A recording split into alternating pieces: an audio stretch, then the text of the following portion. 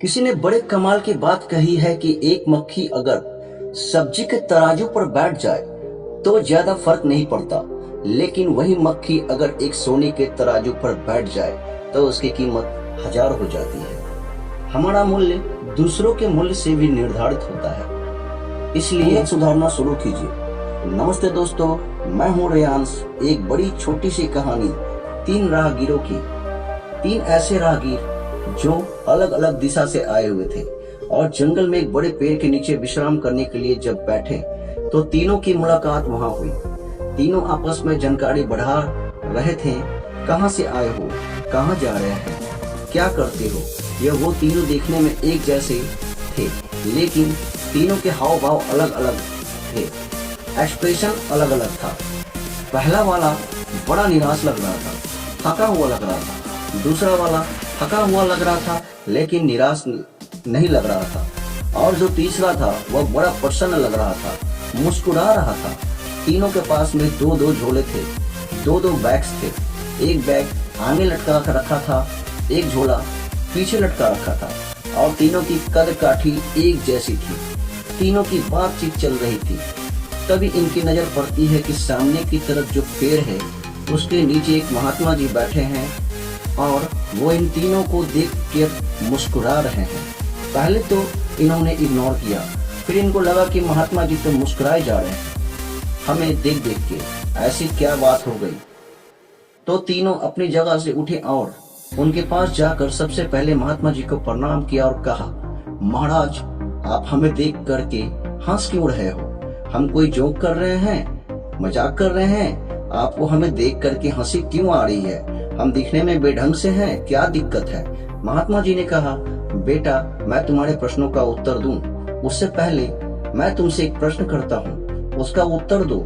मेरा प्रश्न यह है कि तुम तीनों के पास में 2-2 झोले हैं। अगर मैं तुमसे कहूं कि लोगों की अच्छाई को एक झोले में रखना है, बुराई को एक झोले में रखना है, तो तुम कौन से झोले में क्या रखोगे?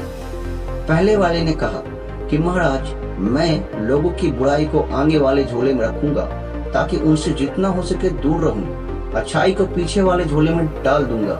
दूसरे वाले ने कहा कि महात्मा जी, मैं आगे वाले झोले में तो अच्छाई रखूंगा ताकि पता रहे कि उनके जैसा बनना है, और पीछे वाले में बुराई रखूंगा ताकि मुझे ये पता रहे कि मुझे इनसे अच्छा बनना है। और तीसरे वाले ने कहा, महात्मा जी, मैं आगे वाले झोले में उनकी अच्छाई रखूंगा ताकि देखता रहूं कि दुनिया कितनी सुंदर है। और पीछे वाले झोले में उनकी बुराई रखूंगा और उस झोले में, उस बैग में एक छोटा सा छेद कर दूंगा ताकि जैसे जैसे मैं चलता चलूं वैसे वैसे बुराई क्षण करके नीचे आती रहे और एक समय ऐसा हो कि वो बुराई का झोला खाली हो जाए। महात्मा जी ने कहा, मैं तुम्हें देख करके इसलिए मुस्कुरा रहा था क्योंकि मैंने तुम्हारे बारे में सही पढ़ा था, सही समझा था। तुम्हारे चेहरे देख करके फेस रीडिंग कर ली थी। यह जो तुमने जवाब दिए, यही तुम्हारी इस यात्रा का सार नहीं, जीवन यात्रा का भी सार है।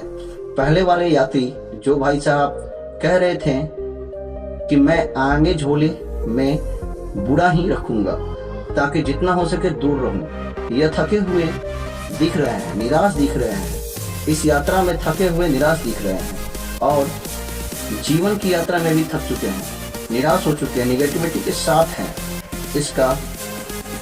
उसका हाथ ही नहीं छोड़ रहा, नकारात्मकता इनको घेर चुकी है। कह रहे हैं मैं लोगों से दूर रहूंगा। दूसरे वाले भाई साहब थक चुके हैं लेकिन निराश नहीं है। यह थक इसलिए गए क्योंकि आगे के झोले में अच्छा रखेंगे, लोगों की तरह बनना चाहते हैं, लेकिन पीछे ब्रह्म मुहूर्त में जगने के पास बुराई रखेंगे, लोगों से अच्छा बनना चाहते हैं। और जब आप ज्यादा अच्छा बनना चाहते हैं और बेहतर करना चाहते हैं तो आप थक जाते हैं। और तीसरे वाले यात्री जो मुस्कुरा रहे हैं, आनंद में दिख रहे हैं, वो इसलिए क्योंकि वो सिर्फ अच्छाई पर ध्यान दे रहे हैं। वो कह रहे हैं मैं अच्छाई देख रहा हूँ, दुनिया में पॉजिटिविटी देख रहा हूँ, बुराई तो धीरे धीरे बुराई के झोले में छेद कर दूंगा, चली जाएगी। लोगों में अवगुण खोजते रहेंगे तो एक दिन पता चलेगा कि अवगुण आप में था। इसलिए दूसरों में आपको, हर किसी में अगर आपको कमी दिखाई दे तो कमी आप में है, दूसरों में नहीं। बुराई जो है उसको तलाशना बंद कीजिए, पॉजिटिविटी तलाशना शुरू कीजिए, वरना पहले यात्री की तरह हो जाएंगे। थक भी जाएंगे, निराश भी हो जाएंगे। जीवन की इस यात्रा में अगर आप आनंदित रहना चाहते हैं, मुस्कुराहट के साथ आगे बढ़ना चाहते हैं, तो तीसरे यात्री की तरह आगे बढ़ें, जो जीवन में अच्छाई वाले झोले को आगे टांग लेता है और बुराई वाले झोले को पीछे टांग लेता है और उसमें एक छेद कर देता है ताकि बुराइयां धीरे धीरे कम होती चली जाए। हमारा दृष्टिकोण हमारे जीवन को बदल देता है। इस बात पर अमल करना शुरू कीजिए। एक बार फिर से वही बात। धन्यवाद दोस्तों।